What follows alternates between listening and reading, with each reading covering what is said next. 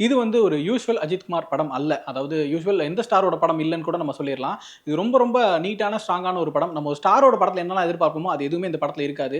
ஒரு என்ட்ரி சாங்கோ, ஒரு மாஸான பஞ்ச் டயலாகோ, பறந்து பறந்து அடிக்கிற ஃபைட்டோ, இல்ல பயங்கரமான ஹீரோயிசமோ, இல்ல வில்லன் முதற்கொண்டு எல்லா நடிகர்களுமே வந்து ஹீரோ வந்து பில்டப் குடுத்துக்கிட்டே இருக்க மாரி விஷயங்களோ, இந்த மாரி எந்த விஷயமுமே விடாமுயற்சி படத்துக்குள்ள கிடையாது. இப்ப நான் பேசின விஷயங்கள் வந்து ஆல்ரெடி டைரக்டர் மகிழ் திருமேனி அவர்கள் வந்து இன்டர்வியூலயே சொல்லியிருந்ததுனால, நான் அந்த மாரியான ஒரு மைண்ட் செட்டோட தான் இந்த படத்துக்கு போனேன். அப்படியான மைண்ட் செட்டோட போன எனக்கு இந்த படம் ரொம்பவே புடிச்சிருந்துச்சு. ஃபர்ஸ்ட் இந்த படத்தோட ஸ்டோரி லைன் என்ன அப்படின்னு சொல்லி பார்த்தோம்னா, அஜித், த்ரிஷா இவங்க 2 பேரும் ஒரு மேரிட் கப்புள். கல்யாணம் ஆகி 12 வருஷம் ஆகுது. இப்போ அவங்க ரிலேஷன்ஷிப்குள்ள ஒரு சின்ன மனஸ்தாபம். த்ரிஷா அவர்களுக்கு வேற ஒரு அஃபேர் இருக்கு அப்படிங்கிற விஷயம் வந்து சொல்றாங்க.